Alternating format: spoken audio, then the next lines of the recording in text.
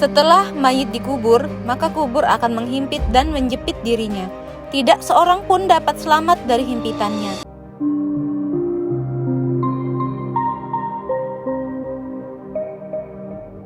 Assalamualaikum warahmatullahi wabarakatuh. Alam kubur adalah suatu alam yang berada di antara dunia dan akhirat. Pada saat ruh manusia sudah meninggal dunia, ia akan berada di alam kubur untuk menunggu datangnya hari kebangkitan, yang merupakan awal dari kehidupan akhirat.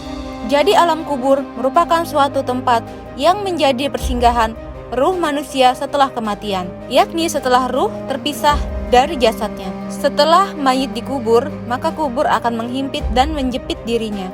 Tidak seorang pun dapat selamat dari himpitannya. Ada beberapa hadis yang menerangkan bahwa kubur menghimpit Sa'ad bin Mu'adz. Padahal kematiannya membuat arsy bergetar, pintu-pintu langit terbuka, serta malaikat sebanyak 70.000 menyaksikannya.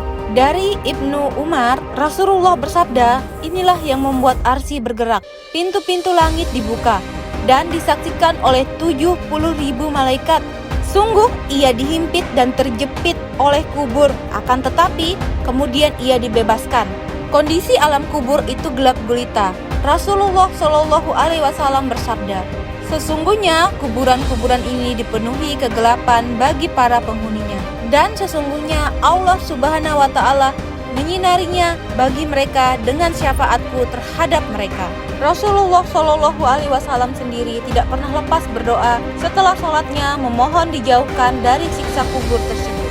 Beliau juga menganjurkan umatnya untuk berlindung dari siksa kubur. Diriwayatkan dari Abu Hurairah bahwa Rasulullah Shallallahu Alaihi Wasallam telah bersabda, jika salah seorang dari kalian selesai membaca tasajud akhir, hendaklah berlindung kepada Allah dari 4 perkara, dari siksa neraka jahanam, siksa kubur, fitnah kehidupan dan fitnah setelah mati, serta dari fitnah Al-Masih Dajjal.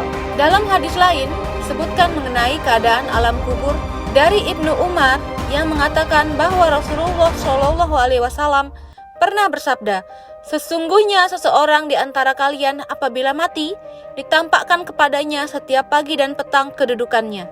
Jika dia termasuk ahli surga, maka surgalah yang ditampakkan kepadanya. Dan jika dia ahli neraka, maka yang ditampakkan kepadanya adalah neraka. Lalu dikatakan kepadanya, inilah tempatmu kelak sampai Allah membangkitkan kamu untuk menempatinya di hari kiamat. Lalu apa saja amalan penerang kubur yang bisa menyelamatkan kita dari siksa kubur?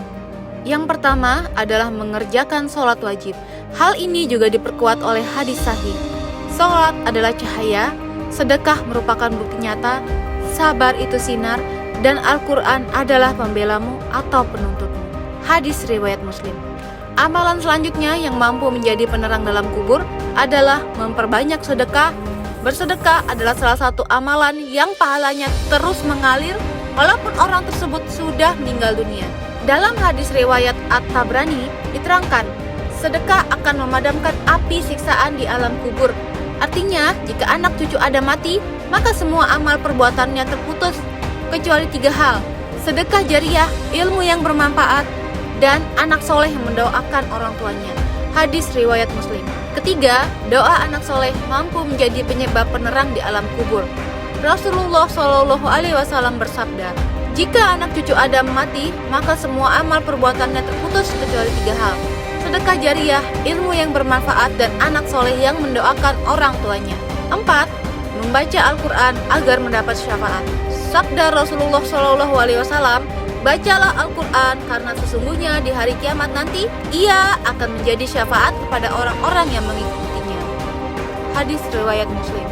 5. Doa selamat di alam kubur dibaca saat tahiyat akhir. Ya Allah, aku berlindung kepada Engkau dari azab siksa kubur dan dari siksa neraka dan fitnah kehidupan, fitnah setelah kematian, dan fitnah dari Al-Masih Ad-Dajjal. 6. Membaca surat Al-Mulk. Dalam sebuah hadis, salah satu pencegah dan penyelamat seseorang dari siksa kubur ialah dengan memperbanyak membaca surat Al-Mulk semasa hidupnya. 7. Membaca surat Al-Ikhlas sebanyak 40 kali saat menjelang sakaratul maut. Hal tersebut dijelaskan oleh Busyra Karim, Syekh Said bin Muhammad Ba'ashin, seorang muslim yang membaca surat Al-Ikhlas sebanyak 40 kali menjelang kematiannya, maka akan terhindar dari siksa kubur. Ia juga akan aman dari himpitan kubur, dan malaikat dengan telapak tangannya akan membawanya menyeberangi jembatan hingga ke surga. 8. Membaca tasbih. Ada 2 kalimat yang ringan diucapkan namun berat dalam timbangan amal. Kedua kalimat itu yakni Subhanallah wa bihamdihi subhanallahil azim. 9. Melaksanakan haji dan umroh juga merupakan salah satu amalan yang dapat menjadi penerang di alam kubur. 10. Yakni amalan doa sapu jagat, kebaikan dunia dan akhirat. Ya Rob kami, berikanlah kami kebaikan di dunia dan kebaikan di akhirat, dan peliharalah kami dari siksa neraka. Quran Surat Al-Baqarah 201. 11. Doa selamat dari siksa neraka. Ya Rob kami, sesungguhnya barang siapa yang engkau masukkan ke dalam neraka, maka sungguh telah engkau hinakan ia, dan tidak ada bagi orang-orang yang zalim seorang penolong pun. Quran Surat Ali Imran 192. 12. Doa diwafatkan bersama orang-orang yang baik. Ya Rob kami, sesungguhnya kami mendengar seruan yang menyeru kepada iman, yaitu berimanlah kamu kepada Robmu, maka kami pun beriman. Ya Rob kami, ampunilah bagi kami dosa-dosa kami, dan hapuskanlah dari kami kesalahan-kesalahan kami, dan wafatkanlah kami beserta orang-orang yang berbakti. Quran Surat Ali Imran 193. Lalu amalan ke-13, doa minta tidak dihinakan di hari kiamat. Ya Rob kami, berilah kami apa yang telah engkau janjikan kepada kami dengan perantaraan Rasul-Rasul engkau. Dan janganlah engkau hinakan kami di hari kiamat. Sesungguhnya engkau tidak menyalahi janji. Quran Surat Ali Imran 194. Waalaikumsalam warahmatullahi wabarakatuh.